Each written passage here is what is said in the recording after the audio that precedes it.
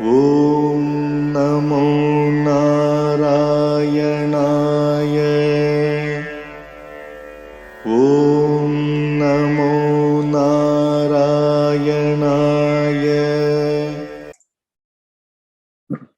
Asmat Gurubhyo Namaha, Asmat Parama Gurubhyo Namaha, Asmat Sarva Gurubhyo Namaha. So today we're going to have a small discussion about a book called Arcana Dipika. Arcana Dipika means the light that illuminates the process of deity worship. This is the third edition. It's a PDF. It's put out by the Bhakti Vedanta Narayana Maharaj Sangha of the Gaudiya Math. He was a member of the Devananda Gaudiya Math in Navadvip. Disciple of Keshav Maharaj, who was Srila Prabhupada's sannyas guru, and of course, grand disciple of Srila Bhaktisiddhanta Saraswati Thakur, who is the son of Bhaktivinoda Thakur. So very much in the lineage of Gaudiya Vaishnavas, coming in the Saraswata Parampara, Gaudiya Mission, and ISKCON. And this book is a shortened version. Based on the Arcana Padati originally in 1935 that was published by Bhaktisiddhanta for his Gaudiya Math, and also based on a similar book which you can find in written by Bhaktivinoda Thakur called Sangshept Arcana Padati or Shortened Arcana Padati. So we're going to be having a look at the worship of the Guru and maybe some other aspects of this particular book. And if anybody wants to go through other parts of this book, they can just let me know. If they want to download it, you can go to purebhakti.com and you can download this. This is where I got it. Okay, so let's go to the section that we're going to. I'm sorry, that as well. Oops, I can edit that out like that. Okay, let's go to this.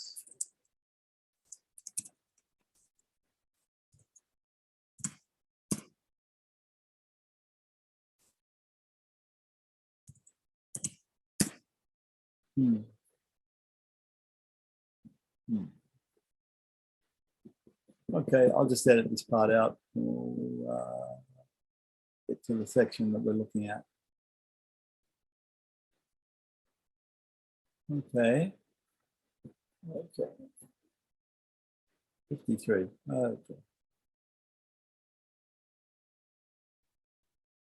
53.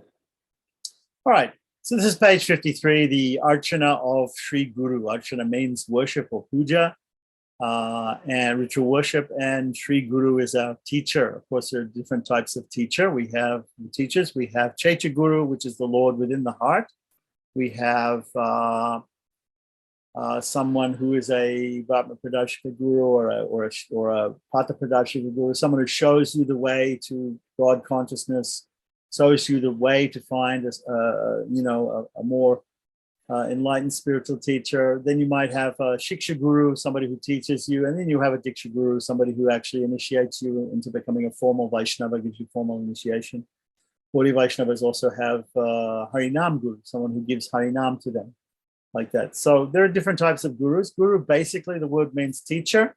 And so we're going to have a look at the worship of the Guru. It's a good idea to look at this first because the very first person that we need to honor is the Guru, or not just the Guru or the Guru Parampara, because Lord Krishna says in Bhagavad Gita, Evam Guru Parampara, Evam Parampara Praptam, Imam Raja Shayo Vidu, that the great saintly kings understood the knowledge, spiritual knowledge coming down in a Parampara. Parampara in Sanskrit means one after another. And you have a Guru and a disciple, or a master, a teacher and a student. And this is how the knowledge is passed down. So we always meditate on the Guru first. That's why in the beginning of all these videos that I do, I always start off with Asmat Gurubhyo Namaha, Asmat Parama Gurubhyo Namaha, Asmat Sarva Gurubhyo Namaha. Asmat means my. Asmat Gurubhyo Namaha. I say Gurubhyo because Gurubhyo is the plural of gurus, because we all have many gurus. We have the Chaitya Guru, we have the Shiksha Gurus, and we have Diksha Gurus.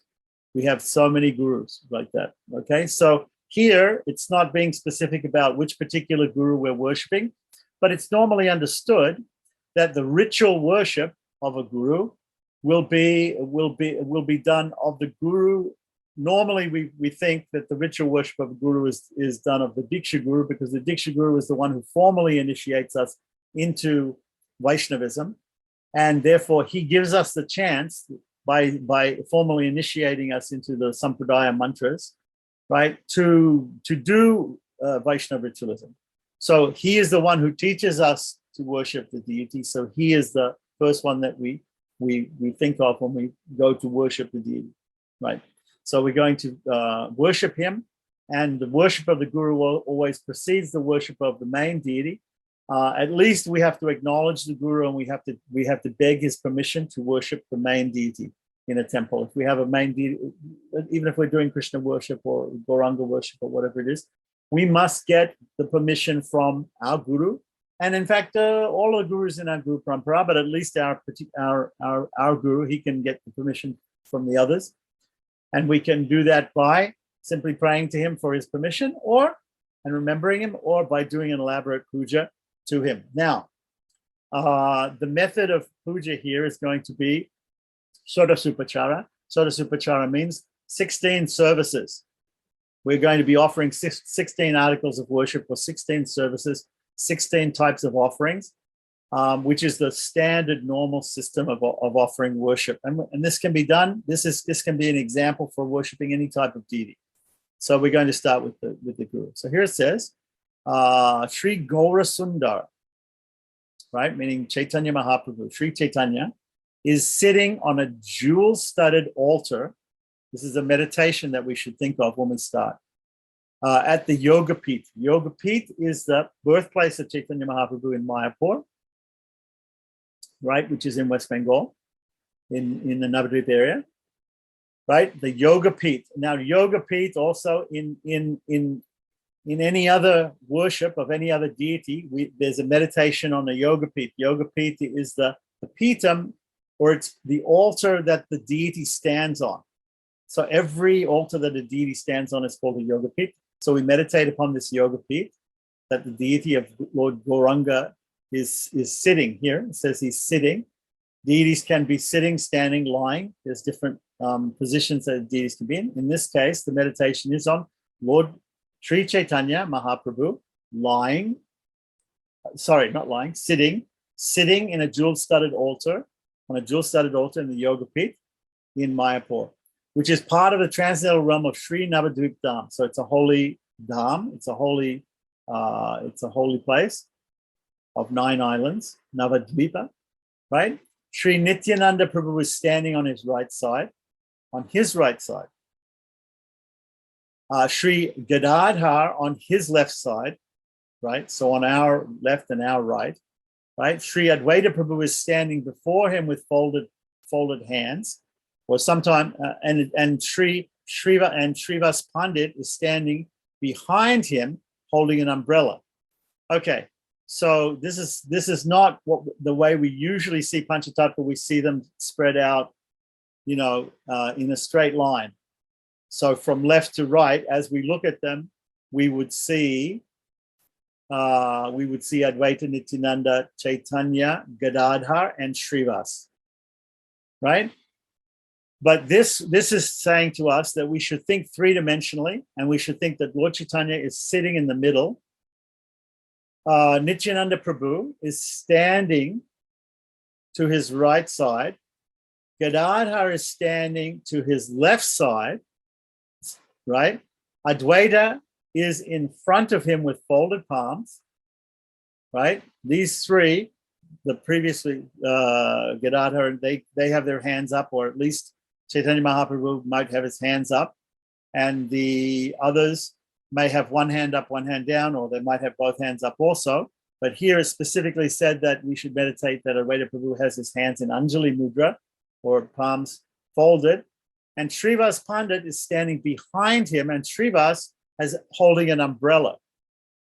It's like serving Lord Chaitanya, Sri Chaitanya in the middle, sitting, holding an umbrella. This is very nice. This is a nice meditation. So this is the meditation that we should start with, right? This is setting the scene for understanding the position of the Guru, right? Because before we worship any deity, we should know about that deity and we should understand that deity. So just below the jeweled altar of Sri Gaurasundar, there's another altar. So we're imagining this altar, first of all, with the Panchatattva on this altar. And then below that altar, we're just a little bit below, we're thinking of another altar, another jeweled altar, right? Where Sri Gurudev is sitting. So we have Sri Gurudev sitting there, right? So whichever one of our gurus that we're worshiping in this particular formal worship, right? We should meditate upon him sitting there. Keeping this conception within our heart. What does that mean within our heart? That means within our mind, right? In Vedic culture, the heart is considered to be the center. We even say this in English also. The heart is considered to be the center of consciousness. So some people think of the mind or the brain as being the center of consciousness. Whatever it is, we need to keep him in mind, this in mind when we're doing the worship. This is how we're worshiping the Lord. Now, of course, externally, we may have a deity of the Guru. We have a deity of the Guru. We may also have a deity of Panchatattva. We may have deities of Panchatattva, the five forms of the Lord, right? The Lord in 5 forms. Panchatattva, the five understandings of the Lord. The Lord is the devotee, the Lord is the greatest Bhakta, the Lord is, these, you can read Chaitanya Charitamrita if you want to understand the 5 aspects of the Lord that appeared as Panchatattva. So here we want to keep this all in our mind. We need to keep this focus on this while we offer either the worship within our heart, within our mind, or manasik puja, or externally. We have to keep this picture in mind. And Sri Gurudev is going to be the focus of our worship. Even though Panchatattva is there, we can't worship them directly right now. We're going to worship, first of all, Sri Gurudev, and we're going to get his permission. And then after getting his permission, and after worshiping him, then maybe we can worship some other great, more exalted personalities like the Panchatattva or Radha Krishna, or whoever we have to worship, right? So first thing we do, so then it says, keeping this conception in mind, one should worship Sri Gurudev according to one's capacity. So that's very interesting. So that point is there, that you should worship according to your capacity. If you have nothing, then you can offer fruit, a flower, leaf, and some water, as Krishna says in Bhagavad Gita. You can simply offer your love, bhakti. If you have the ability to offer all the 16 articles, or 12 articles, or 10 articles, or 5 articles of worship, there's some other videos that you can watch and will explain about the different articles of worship that you can, even up to 64 articles are there. And there are different offerings and services that we can offer. So according to our capacity, we should offer as much as we can. As much as we can, like that. It's not that a millionaire should only offer a leaf and a fruit to Krishna, or to the Guru in this case. But he should offer according to his means, according to his capacity, right? So sometimes we see in Sanskrit, it says that one should chant the mantra yata shakti, according to his capacity, however many times he has the power to do. So the same thing with the worship, as good as he has the power to do, he should do that. As much as he is able to do. Okay, so according to one's capacity with 16, 12, 10, or 5 articles. Right, so here we'll be talking probably about the 16 articles, but there's also other lesser numbers of articles that we can do if if we have to do things quickly, or if we have less ingredients or less samagris, less things to offer. Okay, so the first thing we do is we are going to offer obeisances to Sri Guru Varga. Guru Varga means our gurus, our Guru Parampara. Guru Parampara, Guru means teachers, Parampara means one after another. So there are teachers, one after another. Teacher has some students, then after that teacher leaves us, then those students become teachers, and then they teach more students, like that. So each teacher is a student, each student also has to become a teacher in his own right to pay back the Guru for teaching him the knowledge. He teaches the next generation. So we have here a couple of these are Mullah Mantras, right? These are basic mantras or main mantras for different gurus. So the first one, so offer pranam to Guru Parampara So normally when we offer pranams, we put our hands together like this. So we put our hands together like this and we chant the following mantras. Situated on the altar to the left of the deity. So on the altar, there's a deity, and to the left of the deity, right?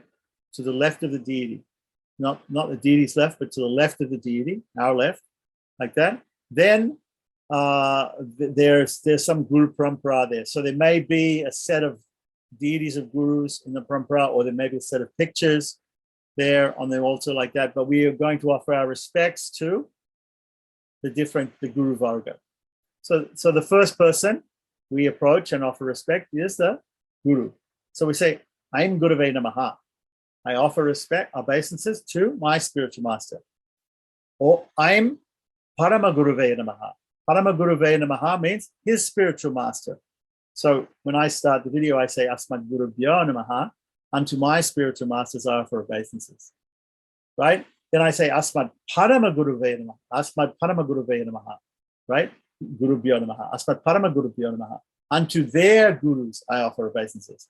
Then the third thing I say, Asmad Sarva Gurubhyo Namaha. To all teachers I offer.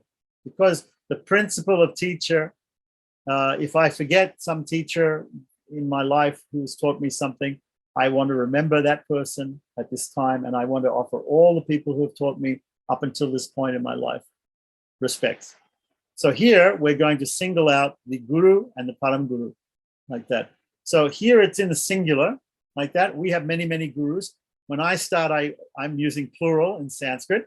So you can use singular. If you can use plural if you like. If you have only two gurus, you can use dual in Sanskrit. There's a special case like that. Here they're making it very simple, so they're just saying it in singular. Okay, so I'm Gurave Namaha to the Guru. I'm Parama Gurave Namaha. Now the I'm is what we call Saraswati Bijam. Saraswati Bijam, the Bija or the seed mantra for Saraswati, the goddess of learning, is I'm. So because the Guru has to do with knowledge, the teacher teaches knowledge. So because the Guru has to do with knowledge, he's got this knowledge, he's got Shakti from Saraswati. Of course, she has that Shakti from the Supreme Lord, Sri Krishna. Krishna is giving all the devatas this abilities to help us and give us in different ways. So if we want to learn anything, right, we have to pray to Krishna, or we can pray to Saraswati, but indirectly we're praying to Krishna to get that knowledge, right? And that helps us. So this I am Bij is a mantra bij, is a seed for knowledge. So when we chant this mantra, we are invoking knowledge. We're invoking knowledge, which is the specific Shakti of the Guru. The specific Shakti of the teacher is to give knowledge. I'll give you another example. Shesha, there might be a Shesha, he holds up the universes on his hoods. So he has what is called Dharana Shakti. Dharana Shakti. So if we want to carry something, we need Dharana Shakti.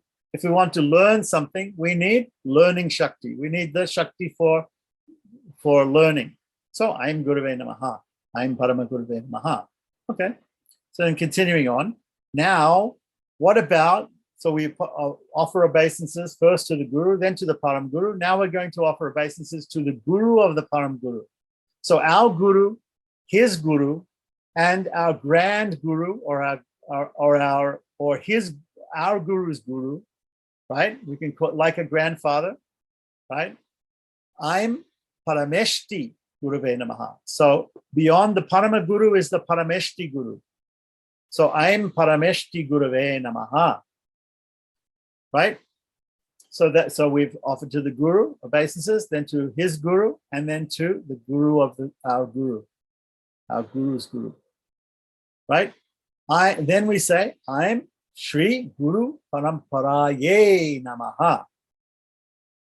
So I offer my obeisances unto the whole Guru Parampara. That means all the way from my Guru to the Supreme Lord Sri Krishna, or to Sri Chaitanya Mahaprabhu, like that.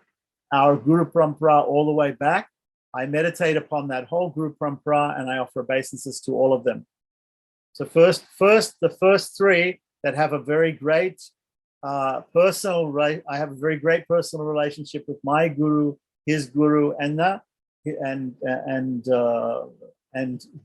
grand Guru. And then the whole Guru Parampara. Now I say, Om Sarva Guruttamaya Shri Krishna Chaitanyaya Namaha. Right, what does it mean? Guru Uttama. Uttama, we know, means the utmost or the topmost, right? So I offer obeisances to the topmost of all gurus, the Guru Uttama, right? Of all gurus, right? Sarva Guru, of all gurus. Guru Uttamaya, Sri Krishna Chaitanyaya Namaha. Sri Krishna Chaitanya, who is the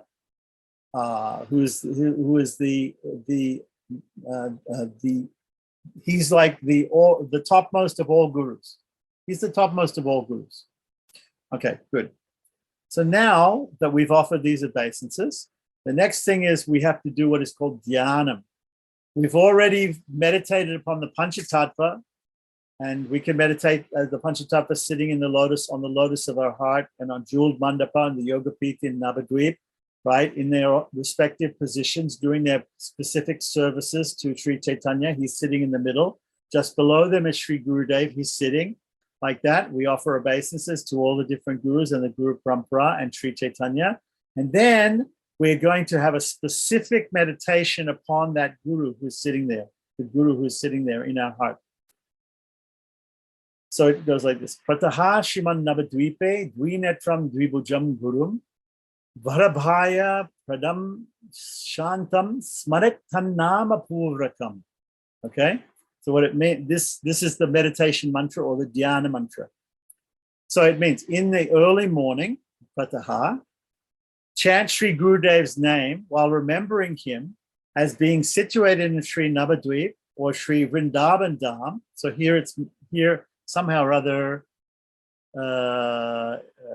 I think probably they should put that Sri Vrindavan Dham in brackets because it's not mentioned in the sloka. In the sloka, it's specifically mentioned Navadvipe, which means in Navadvip, right? So it doesn't say Vrindavane. It could be Vrindavane. You could change it, the Navadvip to Sri. You could say Prataha Shriman Vrindavane. Read it from Dvibhujam Gurum. So if you're thinking of your guru is in Vrindavan, that's also fine, right? So they're just saying here that you could meditate upon the guru as being in Vrindavan also. That's fine.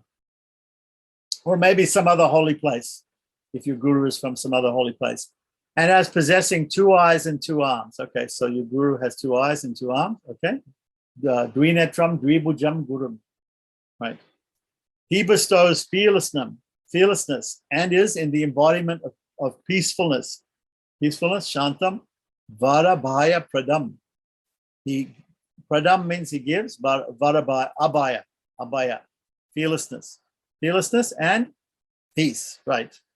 Smaret Tannama Purvagam. Smaret means he remembers, or I remember. Smarami means I remember, but here it says he remembers. So we're meditating upon remembering the guru, right? Tannama Purvakam, after chanting his name. So actually, I personally think, right, that if you want to take this literally, you actually should say the name of the guru before you say this mantra, right? Because in this mantra it says, I meditated on like this, Smarit Tannama Bhuvagam. I think of his name. Before this, I think of his name. So okay, so it's going to come up. We're going to chant his name afterwards. Okay, that's fine. No problem. So we meditate upon the guru, his form, and then we chant his name. That's fine. Okay. So we go on. After reciting this mantra, say the name of one's guru, Sri Gurudev, 3 times, saying Jai after each time. Okay. So for example, I'll give you an example. Nitya Lila Pravista Om Vishnupad Astotra Shata Shri Srimad Bhakti Pragan Keshava Goswami Maharaja Ki Jai. Okay. So you're supposed to say that 3 times. So if your guru is Bhaktivedanta Narayana Maharaj, then you say Om Nityalila Pravista Om Vishnupad Astotara Shata Shri Srimad Bhaktivedanta Narayana Maharaja Ki Jai, and you say that 3 times like that. So it's stated in the scriptures. In Hari Bhakti Vilas, it also says that a disciple should do this when he mentions the name of his guru. Sometimes, of course, we can keep the name of the guru secret. That's also possible, especially when we don't need to tell everybody our guru's name. But if we're going to say the guru's name, then we should say the guru's name in the most respectful way. So the most respectful way here, the Nitya Lila Prabhista, of course, means he has entered into the Nitya Lila of Radha Krishna or of Sri Chaitanya. He's no longer with us physically. Now he's left this world. But normally we just simply say Om Vishnupad, and the word Vishnupad is very, very instructive. In Hari Bhakti Vilas, it says that we should always put this Vishnupad before the name of the spiritual master. Some people put it afterwards. In any case, whether it's before or after the name of the spiritual master, Vishnupad means that person who sits at the feet of Vishnu. What is he doing at the feet of Vishnu? He is, or Krishna. Vishnupad means at Krishna's feet. He is serving Krishna. He is the servant of Krishna. So when a person who is he is surrendered to Krishna. If you bow down at the feet of someone, you're surrendering to them and you're serving them. So that's the point of saying Vishnupad. So Om Vishnupad, Astotra Sata means 108. It's an auspicious number, and we can prefix that also to the Guru's name. Shri, Shrimad, these are also adjectives which mean beautiful and most holy personality. Okay, and then at the end, the word ki is Hindi, but anyway, the word jai means victory in Sanskrit. So all victory to my guru, the Nitya Lila Prabhista Om Vishnupad, such and such Maharaj, ki jai. Like that, 3 times we should say this. So first worship Sri Gurudev within the mind, Manasa Puja. So this is very important.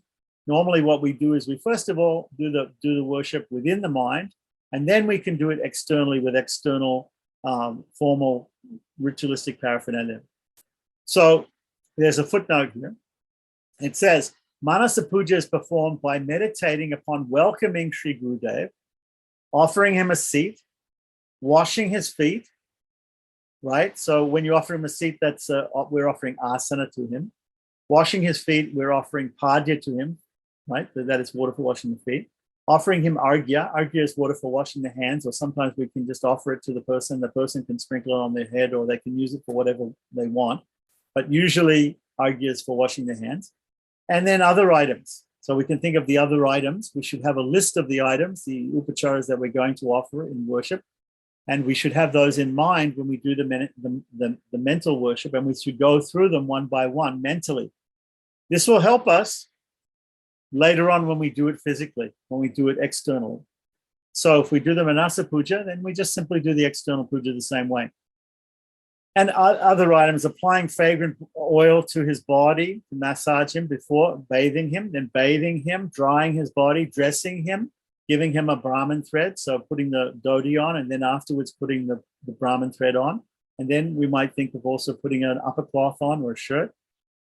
Decorating him with tilak and chandan. This, of course, has to go on before we put on angavastram or a chadar or a shirt, right? And offering him flowers. Flowers could be loose flowers, could be a garland of flowers, foodstuffs, naivedyam or boga, right? A garland made of flowers, right? And so on. So these are all different ingredients or upacharas in the puja. And so we should see what those are. And we should know all of these in our mind, because the first thing we have to do is we have to offer these things in our mind to Sri Gurudev. Right, so the next thing. Then pray for his mercy and worship him with the external items while reciting the Guru Mantra received at the time of Diksha. So there will be a Guru Mantra which is recited by the Guru to the student at the time of Diksha. Up here we see that we had Aim Gurave Namaha. This is probably the Guru Mantra which is being given in Diksha. Okay? So this is the Mullah Mantra. And every time we offer a different service to the Guru, we append this Guru Mantra. It's like when we make if we're a servant of somebody, if you're a maid or a butler to a very important person, then you say, if, for instance, Mr. President, if the butler comes in and he says, Mr. President, your bath is ready, or dinner is served, or your Rolls Royce is ready for you to go somewhere, like that. The butler will announce, the servant will announce, and he will use the title of the person, which is the Mullah Mantra, to explain to whom he's offering this service. So I offer you this service of this food. These foodstuffs are here. Your dinner is served, Mr. President. Or in this case, we're saying to the Gurudev, like that. So we use that Mullah Mantra after each mantra, Upachara mantra, service mantra, the mantra that tells us what the service is. Then we say to whom we're offering the service by using the Mullah Mantra. In this case, it will be Aim Gurave Namaha. They're simply saying it should be the mantra that you get at the time of Diksha for worshipping the Guru. So maybe there are some gurus who give a different mantra. This is a mantra, many people know this mantra, Aim Gurave Namaha. There may be some other mantra which is given. They're saying, if you get some other mantra, Om Guru Devaya Namaha. That could also be a mantra to worship the Guru. Om Guru Devaya Namaha. That could be possible. Somebody could give that mantra to their disciple and say, this is the way to worship the Guru. There's no difference in Om Guru Devaya and Aim Gurave Namaha. No difference. Okay. So, in meaning, the words are a little different. Okay, so then the Archana procedure, the external worship procedure, says, while offering the following articles, so we'll look down, there's a footnote here, footnote number 9 tells us the different articles. The 16 main articles are listed along with the relevant procedures. Okay, good. So we'll just go through them one by one, right? Meditate that, having called upon Sri Gurudev to sit in the Shnana Patra, one is bathing him. So first of all, we're meditating upon the Guru, and the Guru is sitting on a jeweled throne. But now we have to think of the Guru as sitting in the Shnana Patra. What is Shnana Patra? Is the bathroom. The Shnana Patra is the Shnana Vedi. It's the place where he takes a bath, the place where we can offer a bath to the Guru, right? Ritualistic bath. Okay, so there are some other things to do. We'll see as we go along, right? First, we offer an asana in the.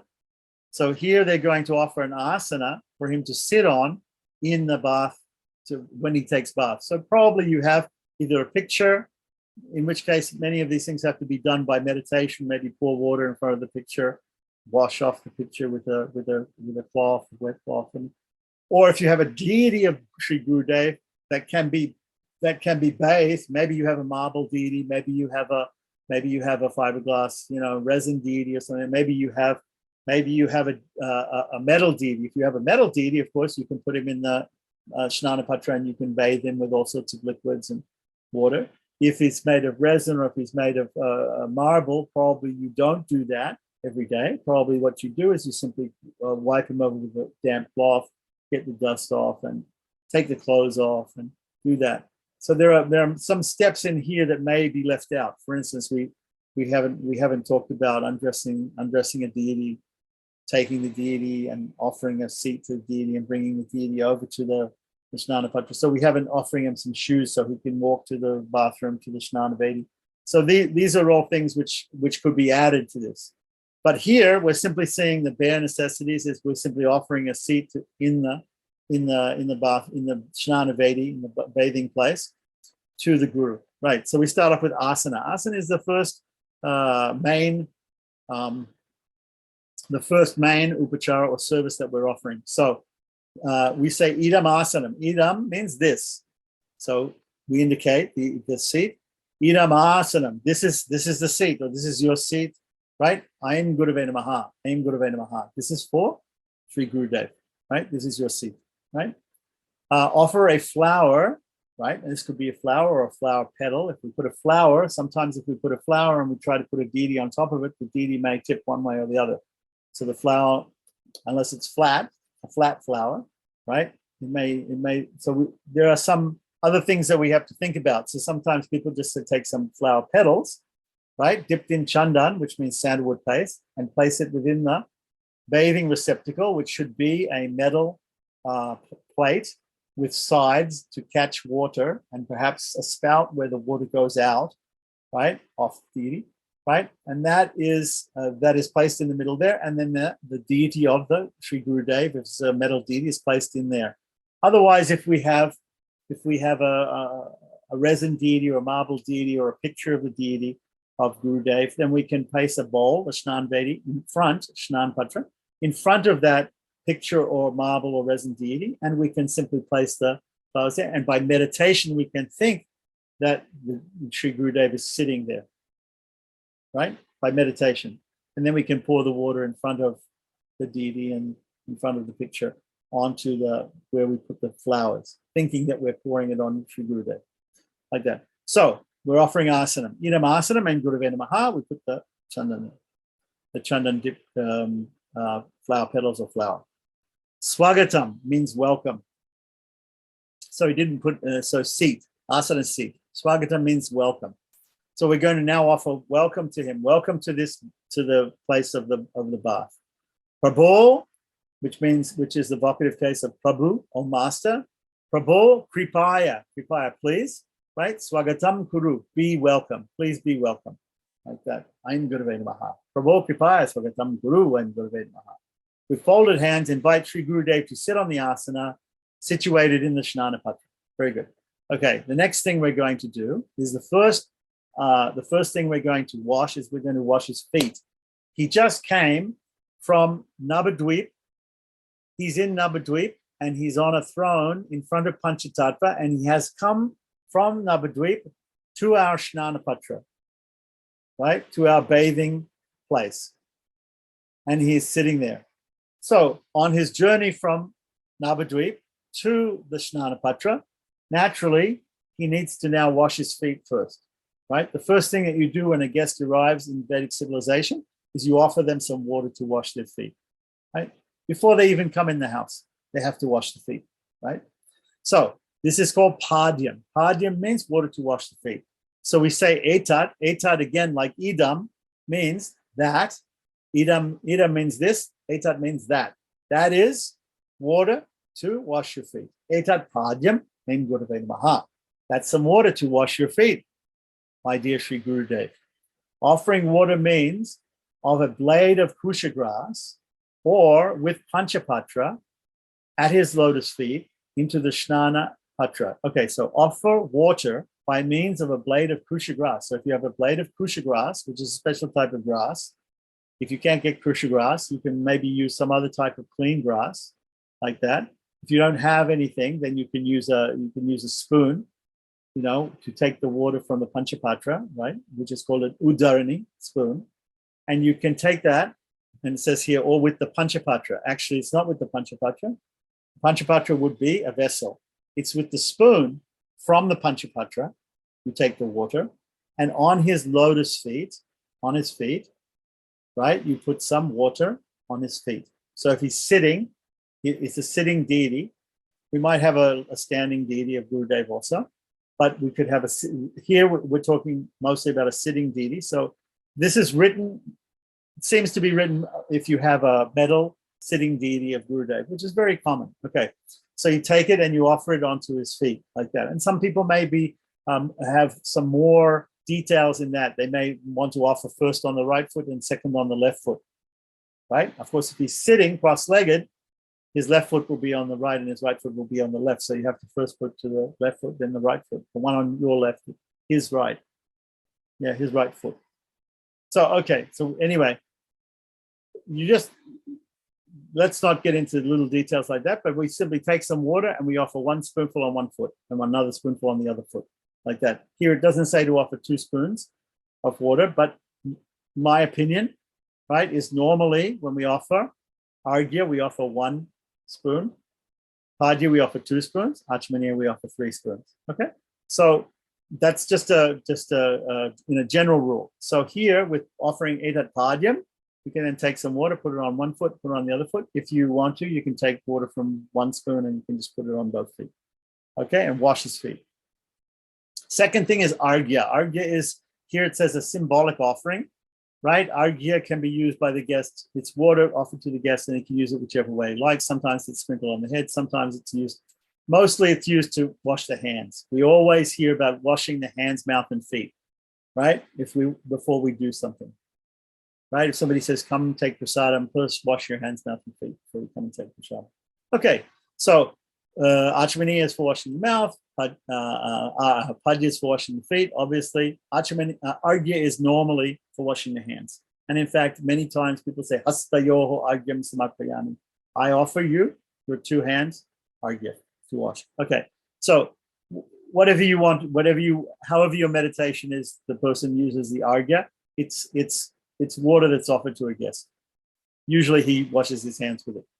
Idam Argyam, this is Argya water. Aim Gurave Namaha, oh Sri Gurudev. Offer the Argya, chandan flowers and water. Okay, so here it's mentioning that there's a specific type of Argya that you should use into the Shnana Patra. So the Argya, you can hold it in front of his hands, Gurudev's hands, whichever, if he has his hands in whatever position he has, right? He probably has his hands folded like this in Anjali Mudra, the deity. Or he may have his hands showing Dianam Mudra, or he may have his hands in some other position, according to the deity of Gurudev, right? And so we offer this Argya to his hands. And again, if we want to go into details, right hand first, left hand second. So then we deposit that into the Shnana Patra, just like we deposited water on his feet and it naturally flowed into the dish that he's sitting in, right? The Shnana Patra. Similarly, we offer it to the hands and we then throw it out into the Shnana Patra, the dish, right? Like that, the bathing dish. Now here it's saying that the Argya should be made of flowers, water, and chandan, which means sandalwood paste. So what we can do is, there may be in this book another section where it says how to make the Argya. There may be a special procedure for making this Argya. But as far as we know, we have to have some water. Above it didn't say to wash his feet with any particular water. It says take from the Panchapatra. So the Panchapatra water, we don't know. It may contain Ganges water or whatever it is, Yamuna water, some special holy waters. It may be mentioned in another part of the book. We don't know, because we haven't gone through that part yet. But anybody can look at it and they can see what's that. So the water for Puja comes from the Panchapatra.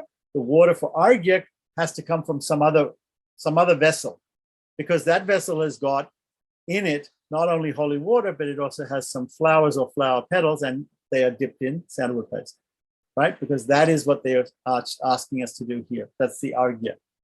So we either have to have a separate patra containing that Argya, or maybe the Panchapatra also has flowers and sandalwood paste in it. Usually the Panchapatra doesn't have flowers and sandalwood paste in it because we're using that for ourselves.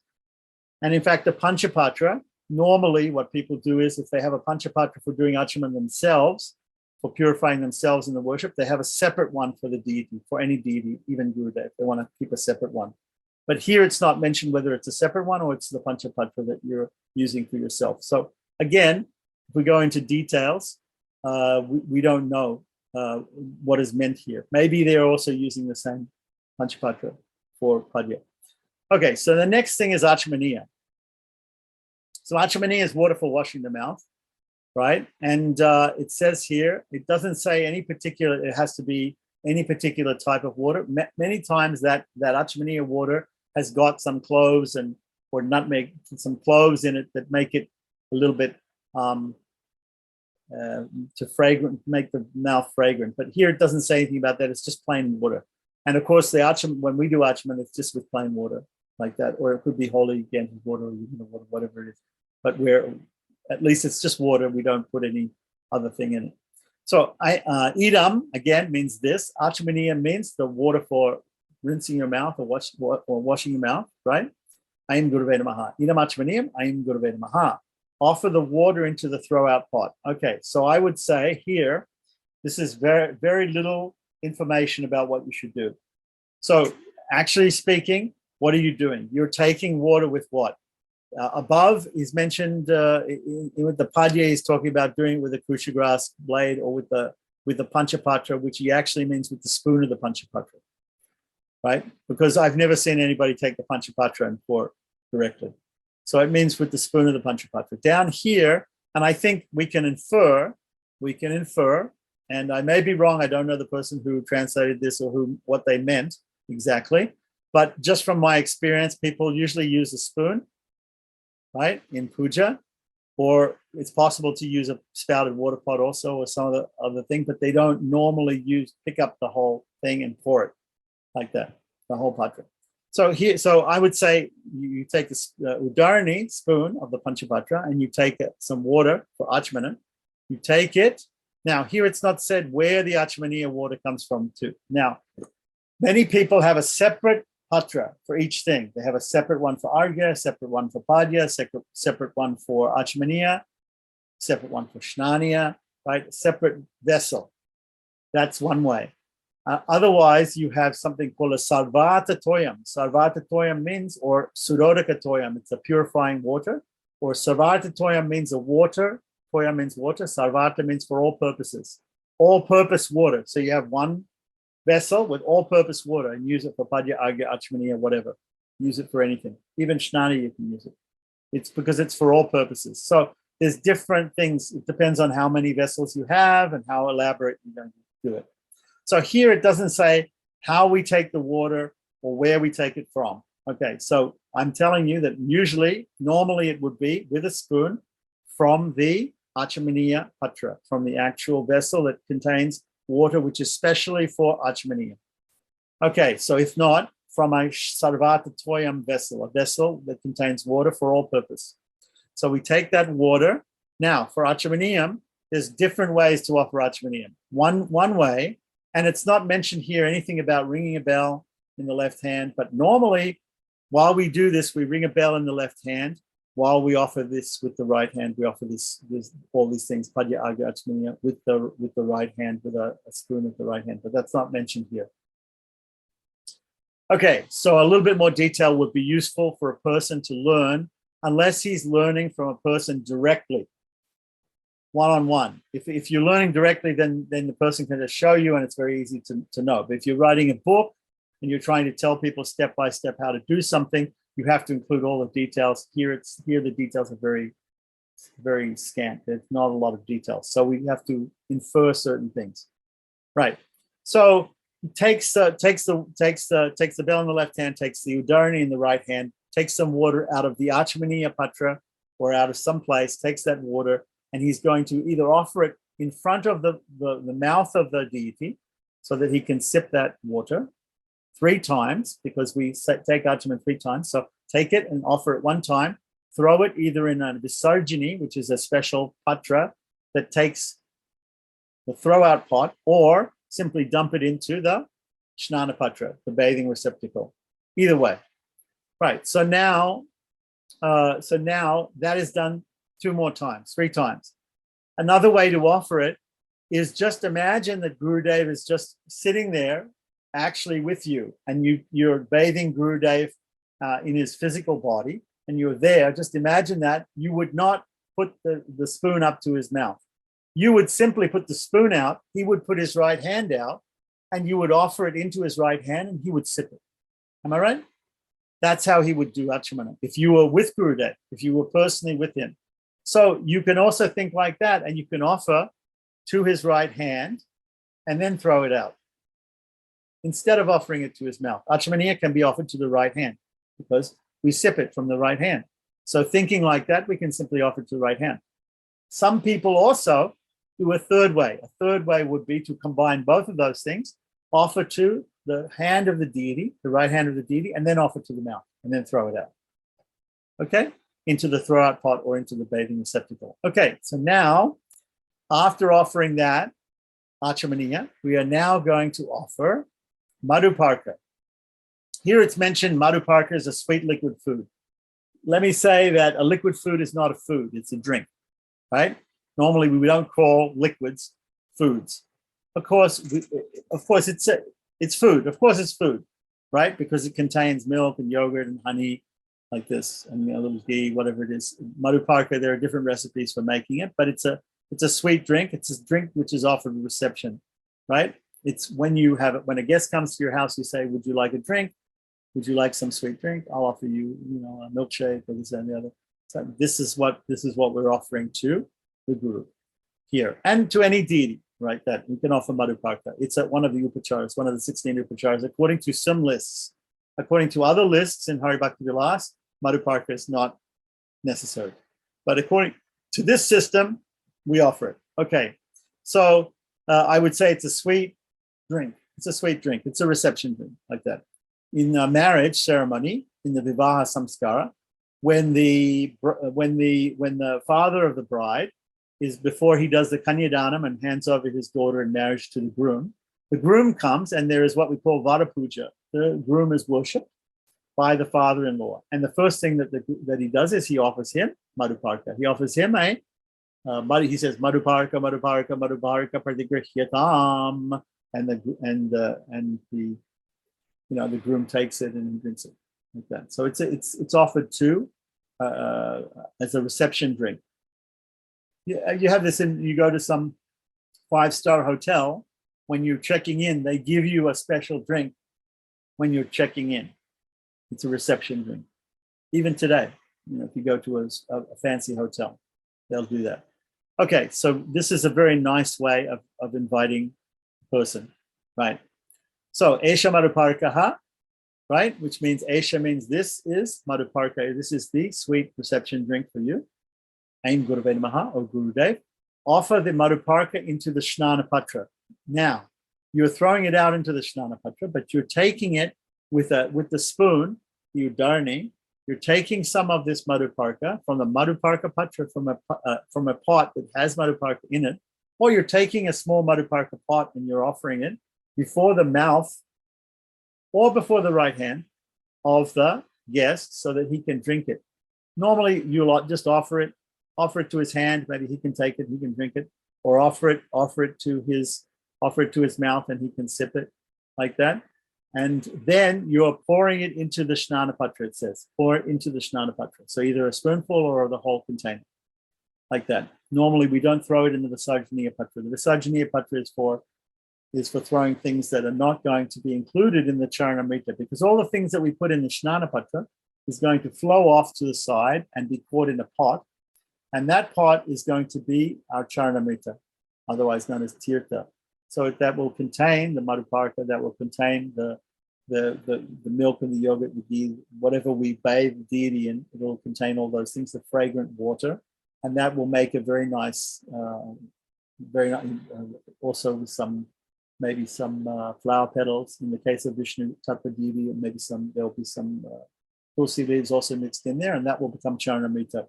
So in this case, from bathing Gurudev, we get what's called Sripada Tirtha or Guru Tirtha or Guru Charanamrita. It's the Charanamrita from the Guru, not from the Lord. And we don't mix those two. We keep those separately. Normally the Charanamrita from the Lord is offered to everybody, and the Charanamrita from the Guru is normally only offered to the disciples of that Guru, like that. Okay, so now after the Murumparka, the person, the guest, or the groom, or the Guru, in this case, Sri Gurudev, has got some of this sticky, sweet reception drink still in his mouth. So he wants to wash his mouth again.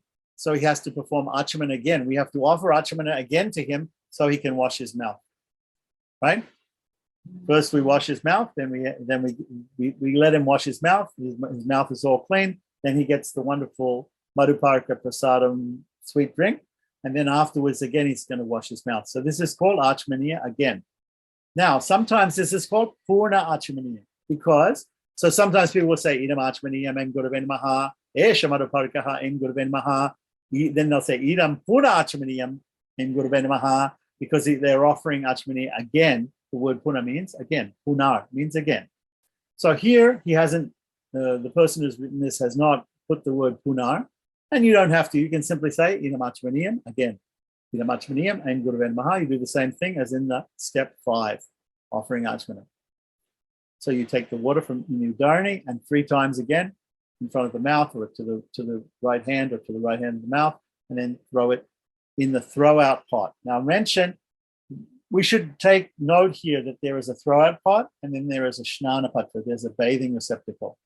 And some things are put in the throwout pot, some things are put in the bathing receptacle. So we should be very careful not to throw the Murumparka in the throwout pot, not to put the Acha Mania in the bathing receptacle. Right? Okay. So the next thing, we have bathing and dressing. So the next thing to be offered, next upachara, is upachara number 7, is the bath or shnana.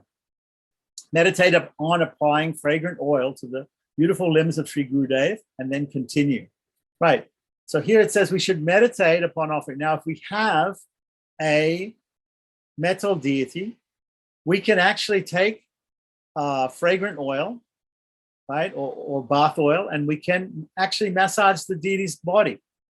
Normally, though, when we touch if we touch the deity's body at any stage in an abhishek system, we should only try to touch with the right hand, and we should not touch with the left hand. The idea of the bath is to make somebody pure. So we should not try to touch with our impure hand any deity or even Sri Gurudev's deity like that. So if we have to touch, if there's such a deity that's so big that when we have to take it out of the Shnana Patra after we bathed it, we need 2 hands because he's so big, right? You might have a big metal deity of Gurudev like that, and it might take 2 hands to lift him out of the Shnana Patra afterwards so that we can dry him properly and dress him. So in that case, what you have to do is you have to take a cloth, silk cloth or a towel or something like that, something clean cloth, and place it over the left hand so that you can hold with both hands the deity to lift it out of the Shnana Patra. Okay? So here it says to meditate upon offering fragrant oil massage to Sri Gurudev. Now, if you can, you can actually use real oil, and you can do that. But here it says to do that. There's also a mantra. People sometimes they say idam tailam. They'll have a tailam means oil. Here's the oil. This is the oil for the bath, like that, and they massage. And then, but remember, massage with the right hand, or if you're going to use the left hand, it has to be covered with something so that it doesn't directly touch the deity while we're doing the bath. Okay, so then the next thing is Shnaniyam. So this is number 7, the bath. Shnaniyam is the name of the upachara. So idam, this is Shnaniyam, a bath, named Guruven Maha, or Sri Gurudev, while ringing the bell and reciting prayers, right? So in this case, ringing the bell. How are we ringing the bell? We're ringing the bell in the left hand. Maybe if we have an assistant, the assistant can ring the bell. We can do more things like that. So it just depends on how many people are present, how many people are doing this worship. But if you're doing it, usually you're doing it alone. So you have a hand bell that you ring when you offer all of these different items.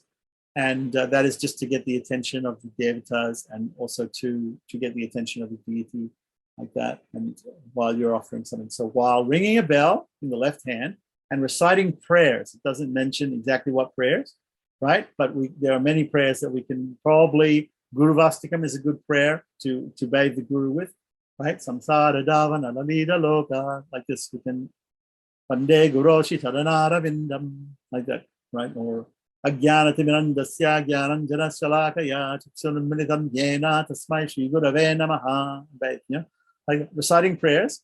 Bathe Sri Gurudev with fragrant water poured from a conch shell into the Shnana Patra. So it's not the Shnana, so we're pouring the fragrant water with a conch shell and we're pouring it into the Shnana Patra. But if the deity is there in the Shnana Patra, if it's a metal deity, then we pour it on top of the head of the deity and on his different limbs, but on top of his head. A lot of times we see people, when they get to bathe a deity like that, they try to bathe the feet first. We've already bathed the feet. That was padyam. That was already offered.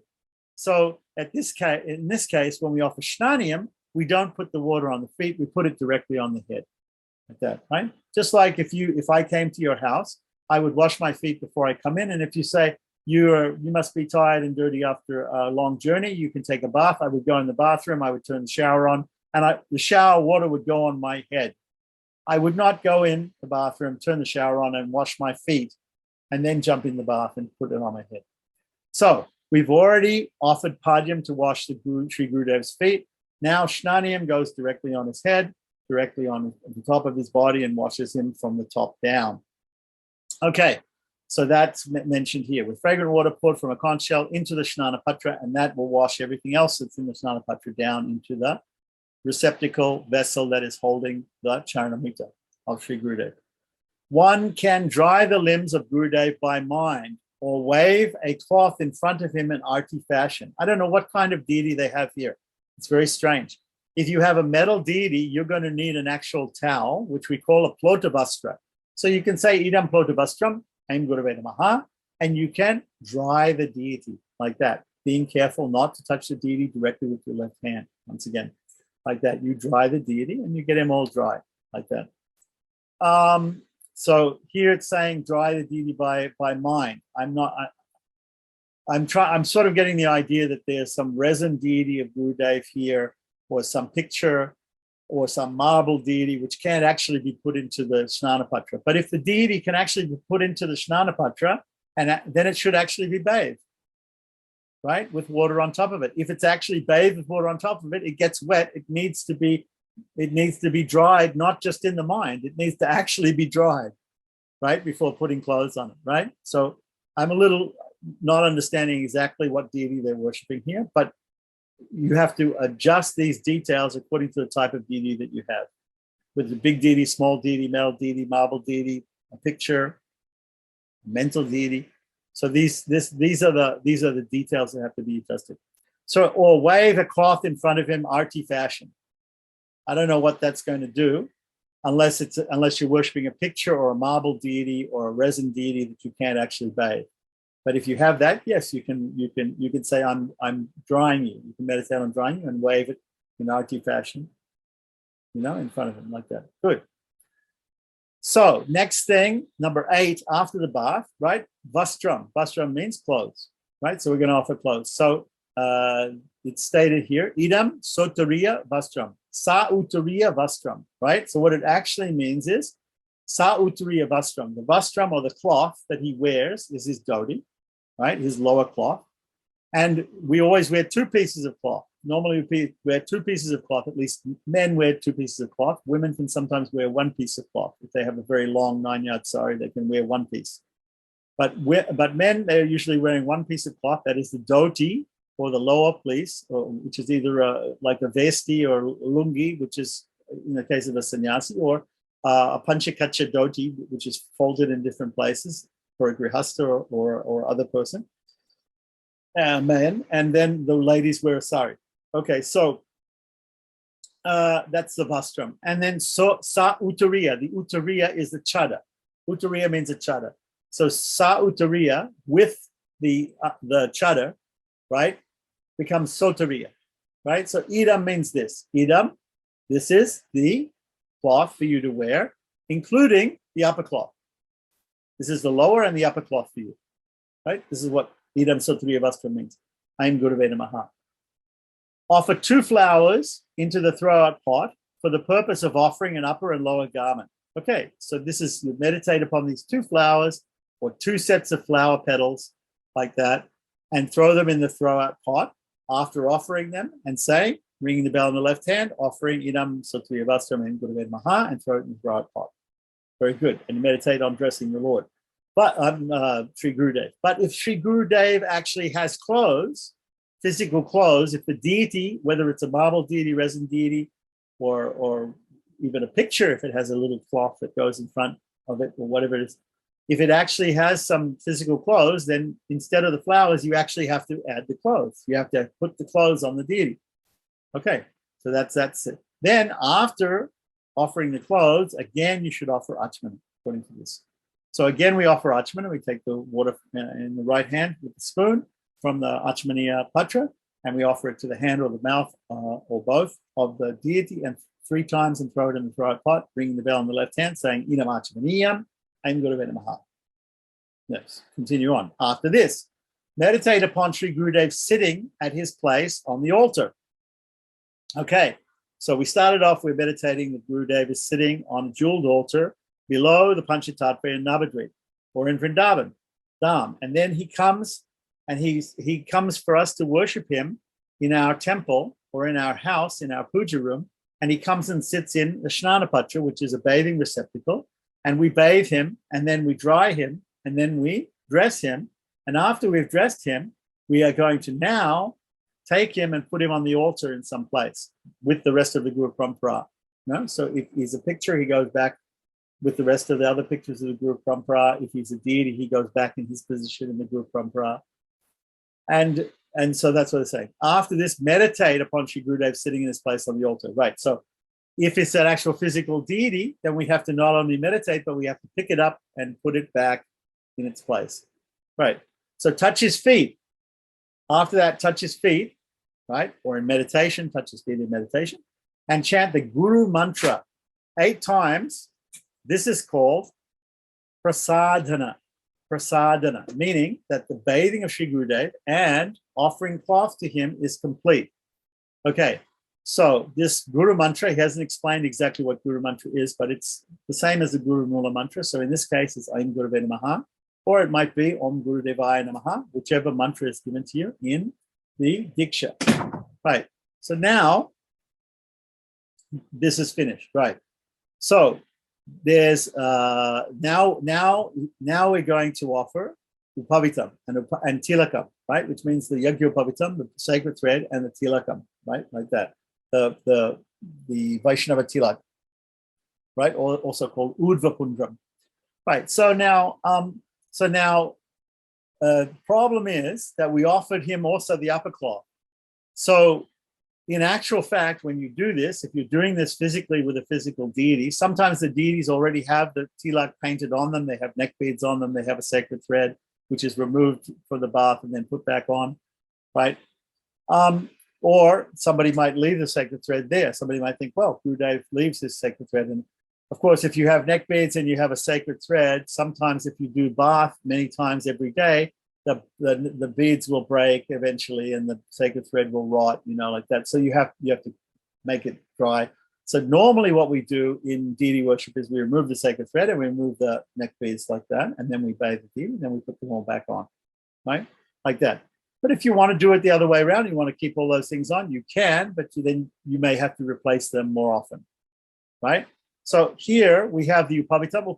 Offering the upavitam to the deity is easy, right? Offering the tilakam to the deity is also easy. Sometimes these deities have the tilak painted on them already, so there's no need for us to paint the tilak on.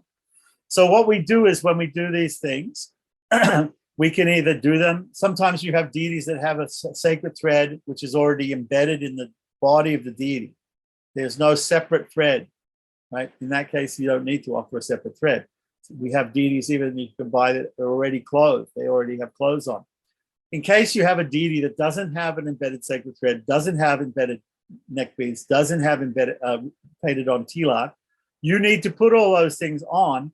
And in order to do that, you should not put that upper cloth on. When you said Sottariya Vastram up here, you should not put that Uttariya on, right?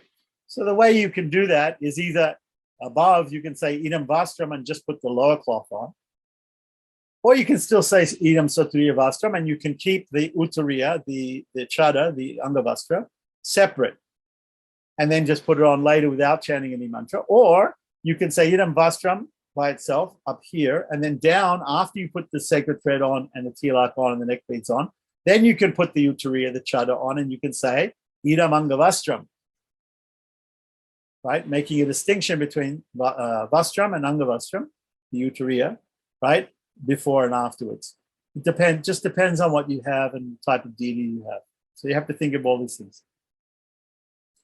So now we have Upavitam. Upavitam is the sacred thread, like that. It goes on in the Upaviti way. That means it's over the left shoulder, over his left shoulder and under his right arm, like that. There's other ways to wear the Upavita, but they're for different reasons and different ceremonies. Sometimes we wear it around the neck, like malya, like a garland. Sometimes we wear it on the other side when we do shraddhas and things like that. That's called niviti. So niviti, upaviti, like that. So we put it in the regular position, upaviti, right? Like that. So we offer the upaviti. Now, when you put the upaviti on, when you put the upavitam on, there's actually a mantra, there's a Vedic mantra to offer, to put the Brahman thread on, like the sacred thread on. When I installed the deity of Srila Prabhupada, A.C. Bhaktivedanta Swami in Vrindavan, in his samadhi, I was Srila Prabhupada's samadhi pujari for about 3 years after his Mahasamadhi, after he left this world. like that. And when we install the deity there, Bhaktivedanta Narayan Maharaj came, and one Puri Maharaj came, and I performed all the ceremonies. And at the time of putting the Upavitam, Narayan Maharaj said to me, before I put after we bathed him and dried him and dressed him in his vastra, I was about to put the sacred thread on His Divine Grace's deity. And Srila Narayan Maharaj said to me, do you know the mantra? And I said, yes, I know the mantra. Yagyo bhavitam paramam bhavitam pajapatehe yat sahajam brasta atit ayushyamagram patimancha subram yagyo bhavitam balamastu tejaha.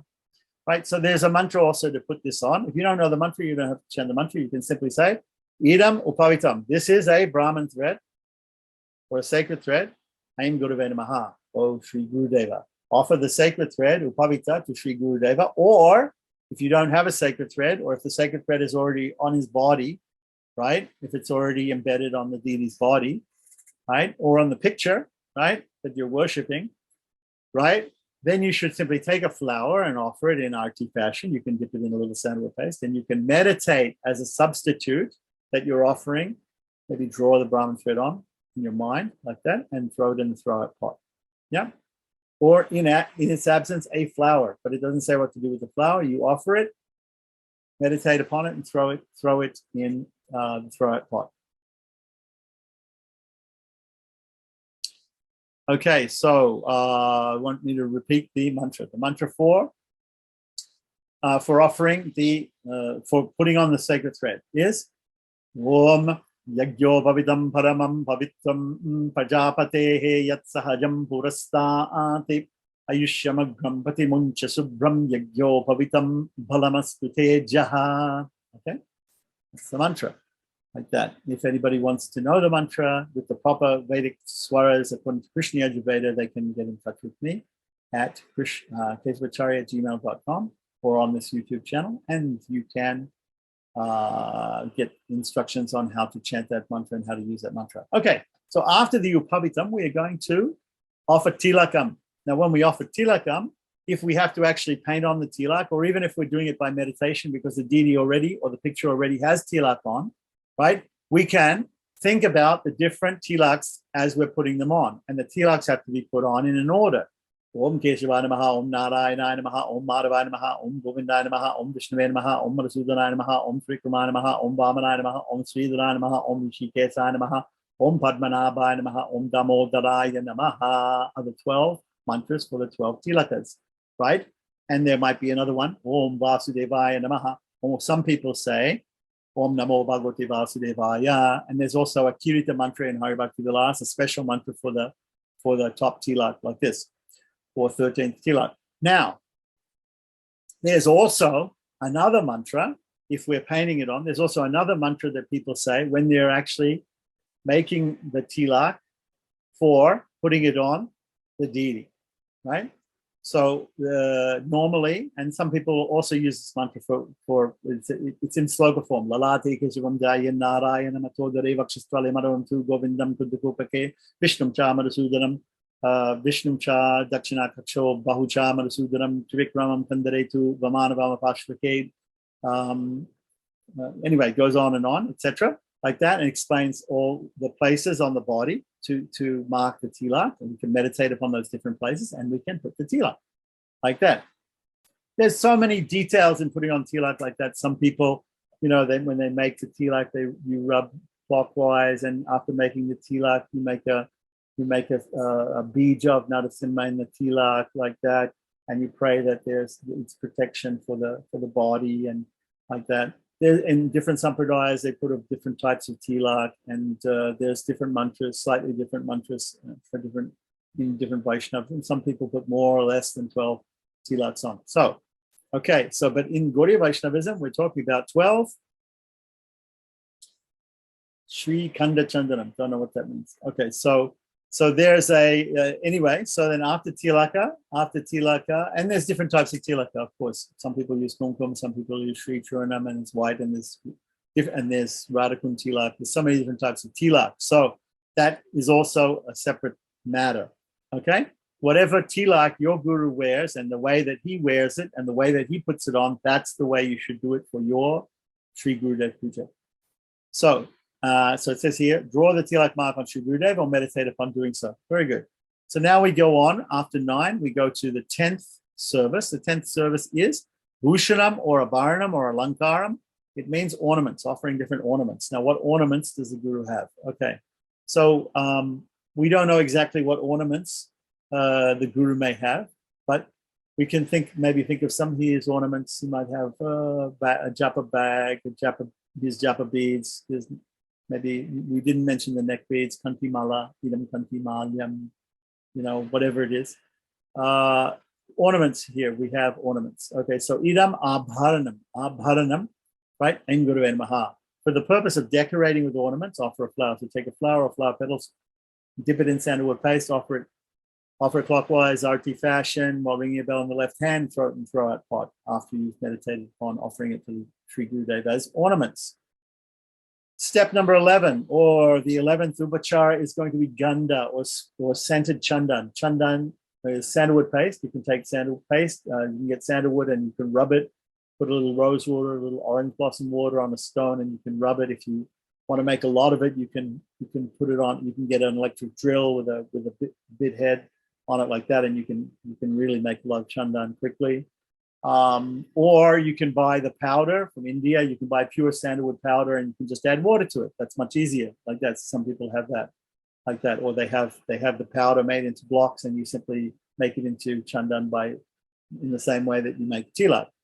So there's different types of chandan. Okay, now chandan, when it says here scented chandan, it may be scented with camphor and aguru. If you put camphor and aguru into chandan, especially in Hari Bhakti Vilas, it mentions camphor and aguru can be mixed with chandan. And this will be very nice. It will make it very, very cooling. It will give a very cooling effect to the person who wears that chandan on their forehead or on their hands or on their chest or on their arms or on their neck, like that. Any of the places where we put chandan, sacred chandan, prasadam chandan from the deity.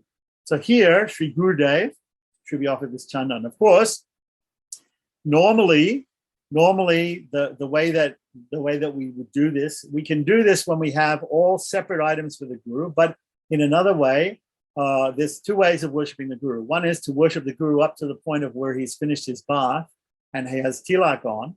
And the second is, right, so that will be up to this point, up to having his ornaments on and he's fully dressed, right? At this point, we could stop the worship of the Guru and we could go worship Sri Chaitanya or worship Radha Krishna. And then with the prasadam from Sri Chaitanya, who's the Supreme Lord, or Radha Krishna, we could then offer that back, that ganda, that sandalwood paste, which is their prasadam, back to the Guru. And the Guru would love that more than having sandalwood paste that is unoffered to Sri Chaitanya or to Radha Krishna. That's one way of doing it. We could just stop there. But there's another way. If we have all separate items and we're not going to mix those items with the sandalwood that's offered to Krishna or anything that's offered to Krishna or to Sri Chaitanya, then we can simply offer the chandan to the Guru.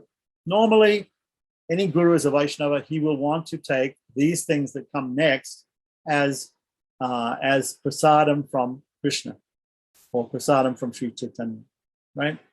So here we go. So Esha Gandaha means offering of that sandalwood paste. Now, in order to offer sandalwood paste, here it says offer ganda by dipping the flower or flower petals in chandan and placing it at the lotus feet of Sri Gurudev, right? Or if Gurudev likes to have chandan on his forehead, you can do that. If he likes to have it on his neck or on his chest or on his arms, like that. This is also the places where Vaishnavas keep the prasadam sandalwood paste that they're given from the deity, from the worship of the deity. Okay, so we say Esha Gandaha. This is fragrant sandalwood paste, and Gurudev Maha, and we offer that too. Now, if we're offering it by meditation, or if we are touching it with some flower petals to put it on the Sri Gurudev's feet or his head or whatever, afterwards we throw that in the Throwout pot. Or as it says here, we can just simply take it and we can just place that at the feet of Gurudev. That the flower or flower petal dipped in sandalwood paste. Continuing on with the 12th step. The 12th step is pushpa. Pushpa means one flower. Pushpani means flowers. Okay, so we're offering a flower, 2 flowers, or many flowers, right? Pushpam, pushpe, pushpani. right, in Sanskrit. Idam sagandam. Sagandam means a sweet smelling or a good smelling flower with fragrance, like that. So there are many flowers that don't have fragrance. If you're offering a flower that doesn't have fragrance because you don't have any other flower, you can either add some fragrance or you can simply offer the flower. But, strictly speaking, you shouldn't say sagandam if it doesn't have any fragrance. So here it says idam. This is a sweet smelling flower, a flower with sweet fragrance, with good fragrance. Offer a flower dipped in chandan at the lotus feet of Sri Gurudev. Now, I'm going to take an exception with this. Offering of flowers, when it says to just offer flowers, there is no mention of offering chandan. So here, the direction to offer flower mixed, dipped in chandan, not necessary. Unless the flower has no fragrance, and by dipping it in chandan, the chandan fragrance is to be added to the flower. Is that the idea? Is that what sagandam means? Somebody may have directly said that this means sagandam means with gandam, with sandalwood paste. But in this case, sagandam means a sweet smelling flower. It doesn't mean necessarily with sandalwood paste. So you either offer a sweet smelling flower or you offer a flower with some sandalwood paste to make it smell like sandalwood. Or you could add some other sweet smell to it. Okay. All right. So next, etat tulsi patram. Now, normally we have heard that you can only offer tulsi leaves to deities of Vishnu, like that, but that's not correct. You can only offer Vishnu Tattva deities tulsi patras on their feet, but you can offer to the deities of Radha, the gopis, of any servant of the Lord. You can offer, who is not Vishnu Tattva, you can offer tulsi patras or tulsi leaves in their hands so that they can offer those in service to Lord Krishna or Lord Vishnu. So, etat, this is a tulsi leaf. Etat tulsi patram, right? Or etat tulsi patrani, these are tulsi leaves, right? Place a tulsi in the right hand. If necessary, use chandan to make it adhere. So the guru may have a hand in this Dianam mudra or something like that. He may have a hand some other way. You can take some tulsi leaf and you can dip it in a little chandan and you can stick it to the hand of the guru, usually the right hand, because he also, when he offers it to Krishna, is going to offer it with his right hand. Okay, so and the same thing for Radha or gopis or any Sita or any other non-Vishnu Tattva deity who is offering service to the Supreme Lord Krishna or Narayana. Okay, so this is how we offer pushpa and patra, right? How we offer flowers and leaves. Of course, there are other leaves and other flowers. There are many flowers, different flowers. If you read chapter 7 of Hari Bhakti Vilas, it describes all the different flowers. Of all of them, tulsi is considered to be the greatest offering. So tulsi patram is definitely a good thing to offer. Okay, so now we're going to step 13, dhupa. Dhupa means incense.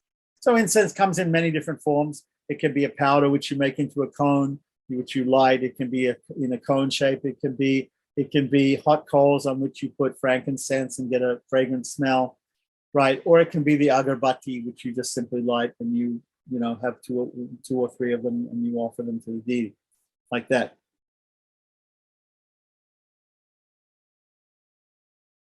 Could tulsi be placed in the hand of Prahlad Maharaj? Why not? He's a devotee.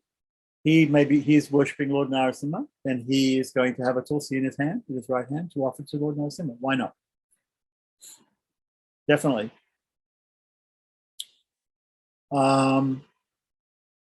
Okay, so dhupa, offering of dhupa or of incense, right? We say esha dhupaha. This is the sweet-smelling incense. Aim Guru Maha, Sri Gurudev. Right, to signify the offering of incense, offer water into the throwout pot. So you take some water, as a substitute for incense. You can take water in the udarani spoon, right, from the sarvata toyam patra, the vessel that contains water for any purpose. You take it and you offer it artist fashion and throw it in the throwout pot. Okay.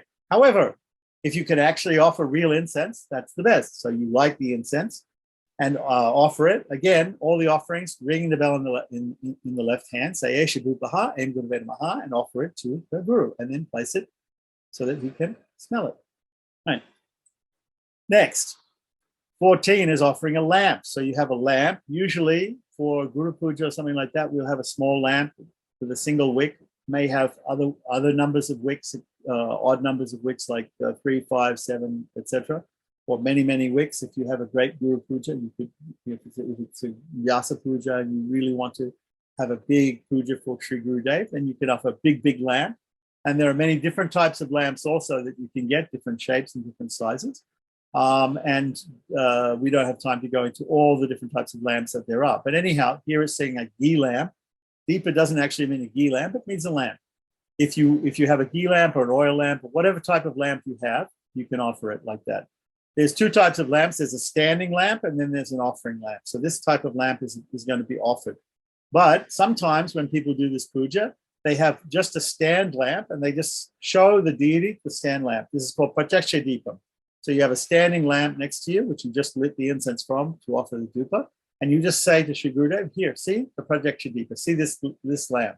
And you don't even offer it in Arti fashion. That's also possible like that. But in most cases, people have a small lamp, they light it and they ring the bell in the left hand, they offer it Esha Deepaha, in Gurudev Maha, offer it Arti fashion, put it by the side of put it on a plate by the side of the altar like that, where you're worshiping Sri Gurudev. And then other people can take the prasadam of the lamp, or you can, if it's a public worship, you can pass it out and people can take it, or you can hold it up for them to meditate on taking it from a long distance. To signify the offering of a ghee lamp, throw water to the throwout pot. If you don't have a lamp, then you have to do it by meditation. So again, take some water with the udarani from the Sarvata Toya Patram and offer it Arti fashion, and then throw it in the throwout pot after ringing the bell in the left hand and chanting Isha Deepaha in Gurudev Maha. Next thing is we're going to offer Naivedyam. Naivedyam means boga or foodstuffs. So this can be simple foodstuffs. This can be very elaborate foodstuffs. It can be the foodstuff that is offered to the Lord, Sri Chaitanya or Radha Krishna first. As I said, if we're doing it that system where we're stopping the puja of Gurudev at a certain point and then going to the puja of Sri Radha Krishna or Sri Chaitanya and then coming back with the prasadam from those personalities, it can be the prasadam.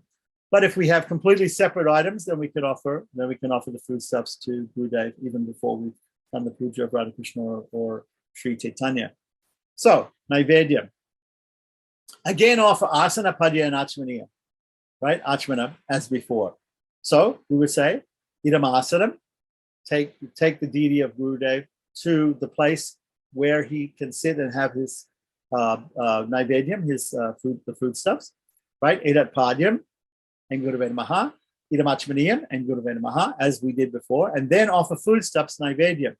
One can offer actual foodstuffs, or as a substitute, offer water, again with an udarani, take a spoonful of water and throw it in the throwout pot, thinking of it as offering foodstuffs, meditation, just by saying the mantras below. So the mantras are idam naivedyam. This is the food offering. This is the food offering. This is the dinner that we're offering you. And O Sri Gurudev and Gurudev Maha. Place a tulsi leaf and a drop of water from the conch on each preparation.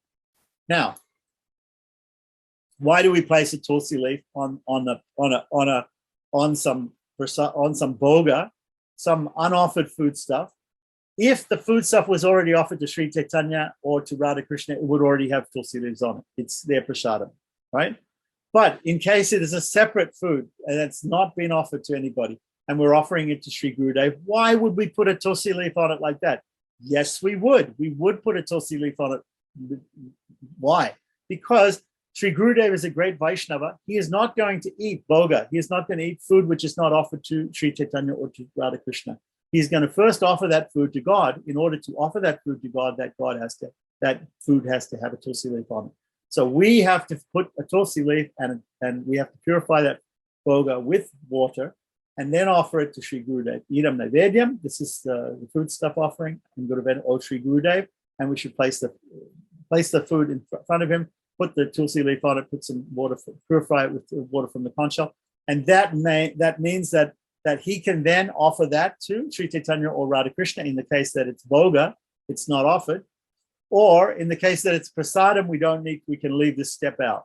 We don't need to put a tulsi leaf and a drop of water on, because we don't need to purify it, because it's already purified, because it's completely pure Mahaprasadam of Sri Chaitanya or Radha Krishna, and it also already contains tulsi leaves, the touch of tulsi. So we have to decide which way we're going to worship Sri Gurudev, if we're going to worship him with Radha Krishna and Sri Chaitanya's prasadam or not.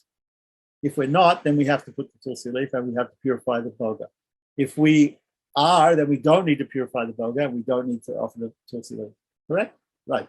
So then continuing on, idam paniyam, place the tulsi leaf and a drop of water from the conch shell in the drinking cup. So he has a drinking cup. Again, if the water was offered to Sri Chaitanya or to Radha Krishna before, it already will have tulsi leaf in it. It'll already be purified. It'll already be prasadam, mahaprasada water, and it doesn't need to be purified for Gurudev to drink it. If, however, it's not, Gurudev wants to take only the prasadam of Sri Chaitanya and Radha Krishna, so therefore he will offer it, and therefore we have to put a tulsi leaf in at that time and purify it with a drop of water from the conch shell before we offer it to Gurudev with the mantra, idam paniyam, in Guruved Maha, while ringing the bell on the left hand and offering him that cup of water, like that. So again, we have to understand whether we have to offer the tulsi leaf and purify these things in this step, right? Depends upon whether it's already prasadam or not.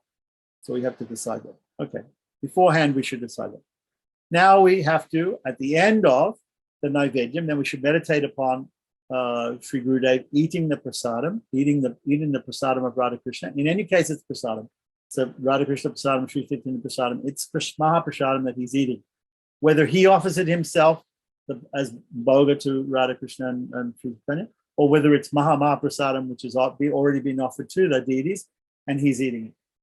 So he's honored prasadam, and after he's honored prasadam, we need to offer Acha Mania again for him to rinse his mouth, like that. Some people, we're going to offer tambalam here too. Okay, so idam Acha Mania, ring the bell on the left hand, and go to Veda Maha, and offer 3 times the water from the Swagata toyam or from the Acha Mania patra and throw it in the throwout pot.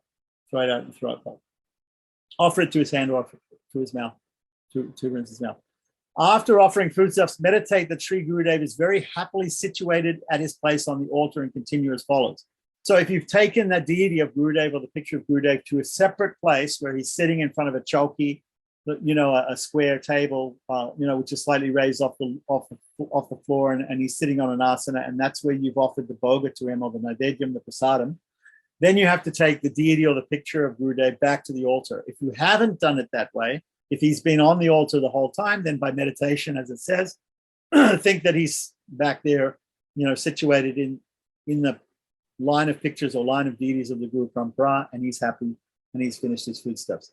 Then it says the next thing is the 16th upachara here is interesting, because I would actually include the tambalam in the naivedyam, in the naivedyam step, that while at the end of the meal, you take tambalam, which is either mukhavasa, which is a mixture of sweet spices, or a pan, or betel nut, which has been fragrantly spiced, right? As tambalam. Tambalam usually means betel nut, right?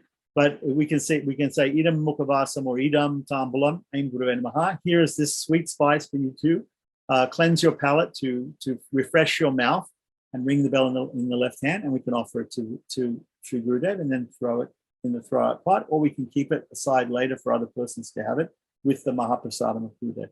Offer tambalam, or in the absence of tambalam, you can offer a flower. If you offer a flower, you can place it in front of the deity or throw it in the throwout pot. Idam malyam. Now we're going to offer a flower garland to Sri Gurudev, like that. So this malyam seems to be the last upachara, number 16. The tambalam I would put as part of the step 15, as part of the naivedyam, whole naivedyam system, right? Okay, so idam malyam and Guruved Maha, offer a flower garland, or in the absence of a garland, offer flowers to Sri Gurudev, like that. Yeah, malyam and Guruved Maha, place the flower garland over his neck, like that. If it's a prasadam flower garland or if it's a bhoga flower garland, doesn't matter, right? We're just going to offer it to the Lord, to Gurudev. He probably would like to have a Mahaprasadam flower garland like that. So if we can get him a Mahaprasadam flower garland, that's nice. If we can't get him one, we should meditate that has been offered to the deities, or we should touch it to the deities' feet or offer it to the deities like Sri Chaitanya Radha Krishna, and then offer it to Gurudev. Right. Then the very last thing, which is not considered an upachara at all, like that. So under 16, I would just have Malyam. And then after that, I would say idam sarvam. Sarvam means all. That's all. So idam sarvam means this is all. This is everything. With this, we finish, we complete everything. So idam sarvam and Guruveda Maha, offer a flower at the lotus feet of Sri Gurudev, representing all the items that we just offered him that are very dear to Sri Gurudev that may not have been offered. All the things that we offered to him, all the things that we didn't offer to him, everything else that we can think of under the sun that he could desire to be offered, and we can just say Iyam Sarvam and Guruveda Maha and offer it there. That ends the 16 articles of worship. Now, what do we do after that? After that's finished, after this, chant Guru Gayatri 10 times. So the Guru Gayatri hasn't been mentioned here. You receive it in Diksha. It is probably Aim Gurudevaya Vidmahe Krishnanandaya Dhimahi Tanno Guru Prachodayat, or it could be Aim Gurudevaya Vidmahe Jnananandaya Dhimahi Tanno Guru Prachodayat, whatever it is, right? Or it could be some other Guru Gayatri, like that, whichever you've received from your Guru in the Diksha. And you should always get these mantras in Diksha to use them. You know, you should not worship. You should always get these mantras. Well, what is it? Sampradaya vihinam ye mantrastenish palamataha. That a mantra that is not taken from in Sampradaya, that you just get from here and there, you should get those mantras, whatever these mantras are, from your teacher, and the teacher will give you the mantras, will initiate you into the mantras, and then you can use the mantras with fruit. You'll get benefit from doing that. And without doing that, you may get some benefit because every mantra has some potency, but you'll get more benefit or most benefit if you receive the mantra correctly and you know the meaning of the mantra and the deep internal aspects of the mantra and are able to use it in the proper way. So then after we do the Guru Gayatri 10 times, and this is usually done silently, it doesn't mention here, but usually we meditate upon this 10 times, or we can say it out loud, doesn't say, but, and we can count 10 on our fingers to do that, or counting doesn't matter. You can count it in some other way either. Then offer prayers to him and obeisances. So we're going to have some prayers here, which we offer, and we offer obeisances at the end of the prayer. So we can offer fold our hands in Anjali Mudra before our chest, and we can say the prayers. And then at the end, we can do Shastanga Pranam or Panchanga Pranam if it's a lady offering puja.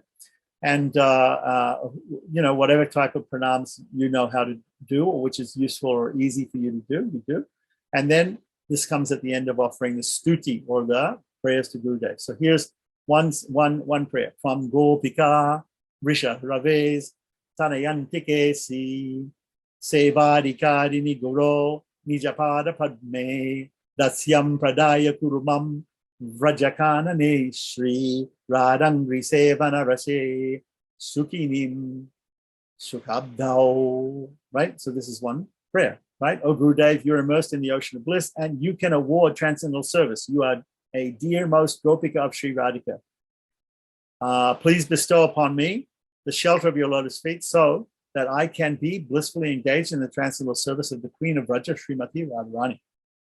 Okay, nice. Okay, do we have any more? Then we have obeisances to the Guru. Okay, so there are many individual obeisances that you have for the Guru.